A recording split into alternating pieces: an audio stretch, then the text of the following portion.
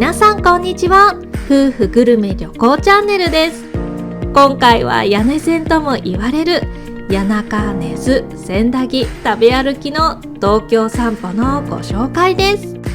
谷中根津千駄木は東京都台東区と荒川区にまたがる地域で下町風情を残し、さまざまな食べ歩きグルメや素敵なカフェ、歴史観光などとても楽しい散歩ができるコースになっています。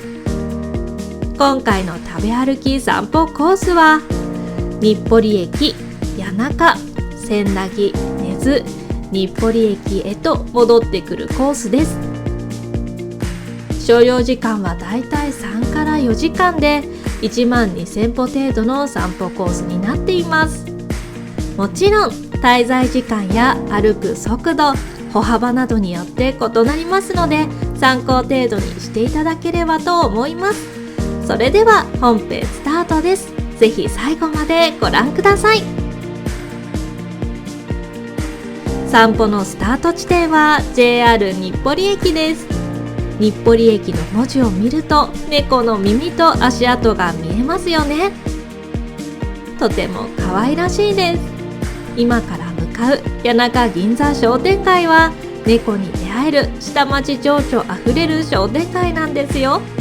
また谷中銀座商店街は日暮里駅西口にあります。駅構内に谷中口とも案内板が出ていたので特に迷うことなく出ることができましたよ。駅を背に御殿坂を登っていきます。歩いていて気づいたのですが、海外からの旅行客がとても多かったです。今回訪れた場所やお店にいらっしゃるのを何度もお見かけしました。実は海外の方からもとても注目されている地域なのかもしれません。谷中銀座商店街に向かう途中には昔からありそうな谷中せんべいのお店があったり、古着の着物屋さん、素敵なかご屋さんがあったりと歩いていてとても楽しい道でした。こういうカゴってあると便利なんですよね。買いたいところだけどこれからたくさん歩くので今日のところは見るだけにしましたよ。こういうお店があることを知れたのもこの散歩のいい収穫になりました。またさすが猫の街、猫をモチーフにした看板やグッズを売るお店もありましたよ。商店街入り口が見えてきました。この階段は夕焼けだんだんといいドラマや映画のロケ地としてよく使われるそう。もしかしたら何かのドラマで見たことがある方もいらっしゃるのではないでしょうか。夕焼けだんだんの上に立つと正面に伸びる賑やかな通りを見下ろすことができます。谷中銀座商店街は台東区と荒川区にまたがる東西約170メートルの通りに70軒ほどの店がある商店街です。戦後自然発生的に様々なお店が集まり、この辺りに住む人々の営みを支えながら発展していった場所のようですよ。この商店街では食べ歩きをして楽しみたいと思います。ちょうどこの日は平日の午前11時過ぎに訪れたのですが、想像していたよりは多くの人で賑わっています。土日はさらに多くの人がいらっしゃるようですよ。今回谷中銀座商店街に行ったら寄りたいお店があったのでまず向かったのですが、なんと今日はやっていませんでした。ハンコ死に物狂いです。こうした可愛らしいハンコを作ることができるんですよ。また次回再トライですね。気を取り直して次のお店へ。歩けば猫に当たる商店街です。9月になったとはいえまだ暑く喉が渇いたのでコーヒーショップへ。この看板が目印です。表通りから一本小道に入るのでこの看板を見落とさないようにしましょうね。ここは小さな神社の目の前にあるコーヒーショップなんですよ。新緑の奥に神社があります。道一本入ると別世界です。賑やかな通りと打って変わって静けさがあります。なんだか不思議。奥には生結び大明神が鎮座しています。コーヒーやカフェラテだけでなく、アイスクリームもありましたよ。私も夫もアイスコーヒーを買いました。結構すっきりとした苦みのあるコーヒーでしたよ。流れる風が気持ちいい。アイスコーヒーに合うスイーツを求めて表通りへ。コーヒーショップから歩いて数歩の場所に人だかりが。谷中しっぽ屋。猫のしっぽがモチーフの棒状のドーナツ屋さんです。一番人気の虎はホワイトチョコチップが入っています。夫は虎、私はキキを買いました。虎は虎模様になっていてかわいい。キキは甘み黒糖です。ほのかな甘さでさっき買ったコーヒーとよく合います。食べているのに食いしん坊な私たちは次何食べるとお店の看板を見るのに大忙しです。商店街の中は可愛らしいお店が多いですね。猫の看板や猫をモチーフにした雑貨なんかもやっぱり多く見かけました。ただ私たちは断然猫より団子派。つきたてのお餅というパワーワードに吸い寄せられて次に向かったのがこちら、サボ松尾さん。私も夫もドリンク付きのお餅2個セットを注文しました。先にドリンクを出していただきましたよ。夫は水出しほうじ茶を、私はお抹茶を頼みました。そしてお待ちかねのお餅がこちら。わー、美味しそう。思わず声が出てしまう破壊力抜群の見た目です。甘党の夫はみたらし餅とあんこ餅を、私はみたらし餅と磯辺焼きにしましたよ。つきたてということもあり、とってもよく伸びるお餅でした。焦げた醤油が香ばしく美味しかったですよ。お次はみたらし餅をいただきます。しょっぱいのを食べた後の甘いものは最高ですよね。私たち含め5組のお客さんが入っていましたが、そのうちの2組は海外からいらした方たちでした。確かに旅先の伝統的な甘味は食べたくなりますよね。商店街の中には猫の保護施設もありました。さすが猫の街。そしてこの隣にあるのが次の目的地、肉の鈴木。ここでは元気メンチカツを食べます。袋から出すだけで美味しそうないい香り。最初の一口を譲ってもらったのでいただきます。お肉の脂とお野菜が入っていて甘みがあり美味しい。そしてメンチカツ片手に向かいのお店へ。肉の佐藤。こちらもメンチカツが名物なんですよ。禁断の食べ比べです。テレビでよく取材されているようで、芸能人のサインがたくさん飾られていました。えへへ、ゲットしちゃいました。メンチカツの食べ比べという幸せで背徳感ある行為に思わず変な笑い声が出ちゃいますね。それではいただきます。同じメンチカツですが全然違う感じ。こちらは肉々しくて力強い感じ。これも美味しいです。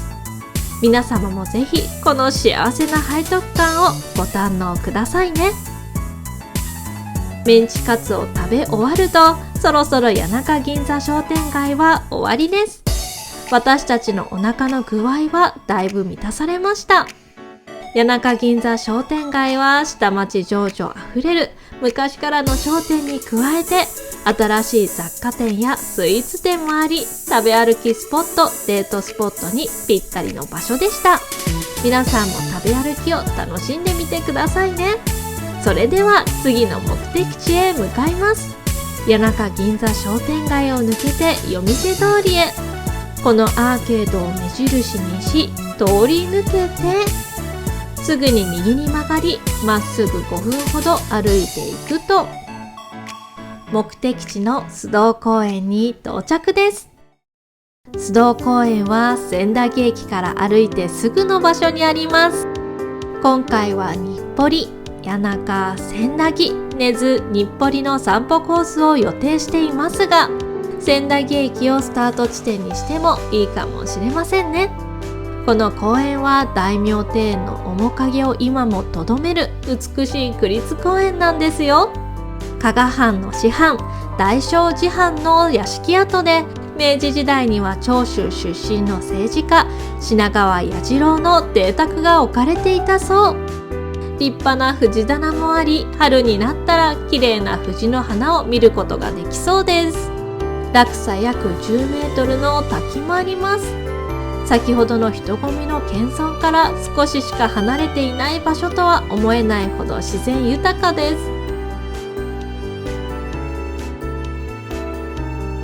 滝の水が流れていく先には池があり、その真ん中には弁財天様が祀られています。もちろん夫と2人でしっかりとお参りしてきましたよ。池を中心に緑がとても綺麗に配置されていて、整備の行き届いた美しい公園でした。そして次に向かったのは旧安田楠尾亭庭園。先ほどの須藤公園から歩いて5分10分のところにあります。ここでは大正建築と素敵な庭園を見ることができるそうなので楽しみにしていたのですが、なんと閉まっていました。事前調べが甘かったです。これはすごく残念。この建物は大正8年に日本の建築技術と西洋技術を駆使して建てられた邸宅なんだそうです。またお庭にはしだれ桜、新緑、紅葉など四季折々の美しい景色を見られるそうですよ。季節を変えて何度も訪れたいと思います。そして次に向かったのは根津神社です。根津神社はなんと1900年前に大和武が創始したと言われています。どうやら私たちは表門ではないところから入ってしまったよ。とはいえ鳥居をくぐり中に入るとなんだか別世界です。根津神社の境内には2つの神社があります。それが乙女稲荷神社と駒込稲荷神社です。まずは乙女稲荷神社へ。ここでの最大の見どころは千本鳥居です。整然と立ち並ぶ美しい朱色の鳥居が参拝者を出迎えてくれますよ。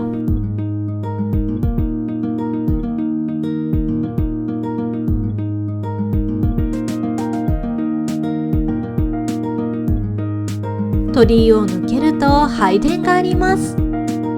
拝殿も美しい朱色です。またここは根津神社の中では高台にあるため、まだお参りできていない根津神社の境内を見渡すことができます。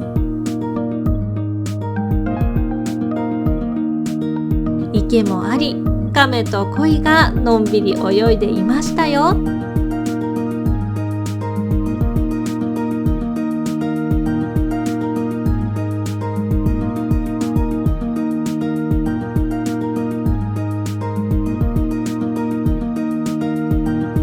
拝殿の参拝後は根津神社に続く鳥居をくぐり、目的地の根津神社へ。ちょうどこの日はお祭りの準備をされていて、屋台の設置で大忙しの様子でしたよ。この門は唐門で重要文化財でもあります。両側面に唐破風のある形式を平唐門というそうですよ。立派な門をくぐると、美しい拝殿が目の前に。1706年に古代将軍徳川綱吉が奉納した権現造りの建物です。美しいですよね。また舞殿もありました。文京区指定無形文化財三座の舞が奉納されることもあるそうです。お祭りの作業をされていたので正面からの撮影は控えたのですが、江戸内で唯一残っている楼門があります。門には像が安置されているのですが、なんとその一つは水戸黄門様です。皆さんも行かれた際はぜひご覧になってみてくださいね。また根津神社はツツジの名所としても有名です。境内には約2000粒のツツジ園があり、4月の終わり頃には約100種3000株のツツジが咲き誇るそうです。春にツツジを見に行くのもいいですよね。さて、根津神社の表門を出て次の場所へ。私たちの食べ歩き散歩はまだまだ続きます。次に向かったのは茅場コーヒー。大正町屋を利用した喫茶店です。平日だし入れるだろうと思っていたのですが、なんと予約でいっぱいだと言われてしまいました。恐るべし人気店です。はあ、残念だねとっとと話しながら数メートル歩くと、あら、風情のある和菓子屋さんが。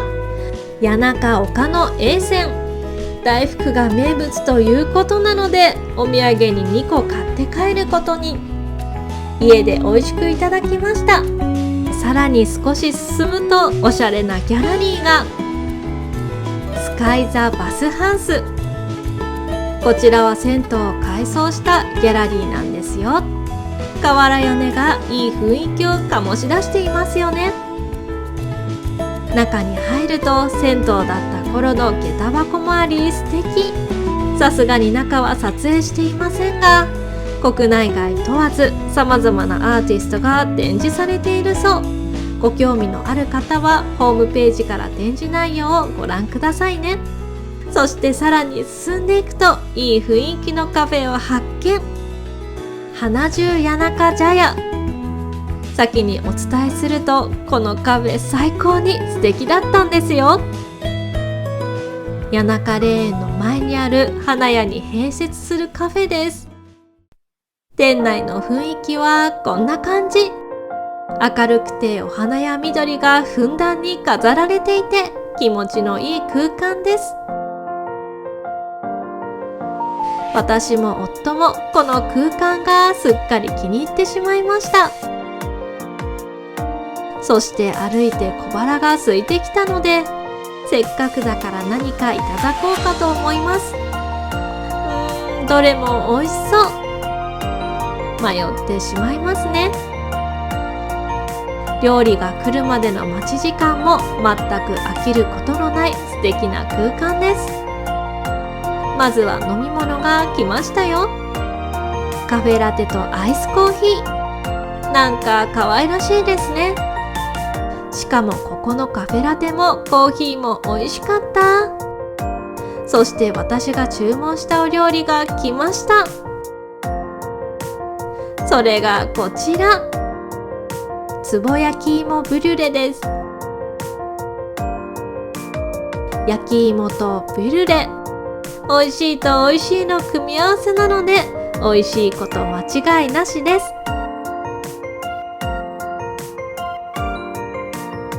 それではいただきます。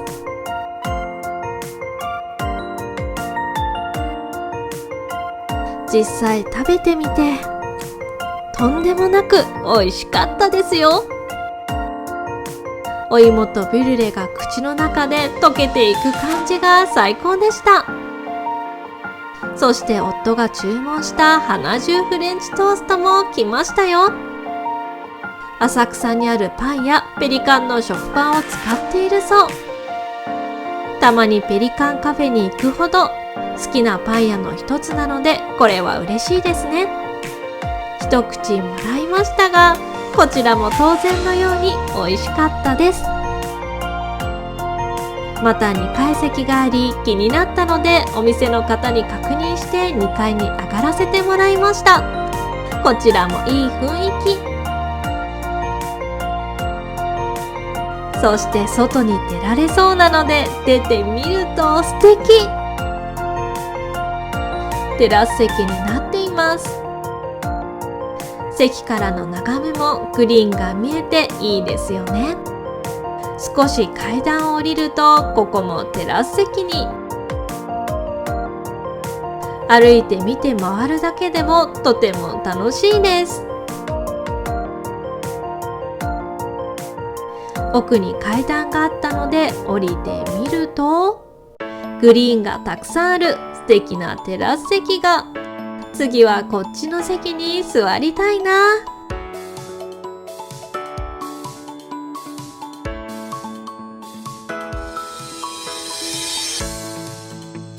ハンキングチェアもありましたよ。せっかくだから座っちゃおっと。結構しっかりめに揺られちゃいました。控えめに言って最高に気持ちが良かったです。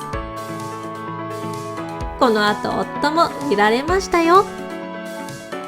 とても素敵なカフェでした。また来ます。そして次に向かったのがカフェの目の前にある都立谷中霊園。明治7年開設のとても広い霊園です。近所の方が散歩されていたり、意外と海外の観光客の方がいたりと、憩いの場、観光スポットになっているようでした。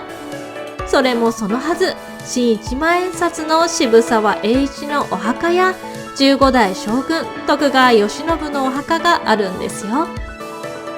私たちも訪れたのですが、ちょっとびっくりしたんです。渋沢栄一のお墓が見当たらず、ベンチのある大きな広場で地図を確認しようかと話をしていたら、なんとこの広場にあったのが渋沢家のお墓でした。想像以上の大きさにびっくりしちゃいましたね。そして徳川慶喜のお墓は立派な門の奥にありました。さすがに中には入れないです。そりゃそうだといった感じですけどね。青い御門が眩しい。谷中霊園を抜けて日暮里駅へ戻ります。今回初めてこの辺りを歩いたのですが、たくさんの見どころとグルメに出会いました。知ってはいるけど行ったことがない場所はまだまだたくさんありますね。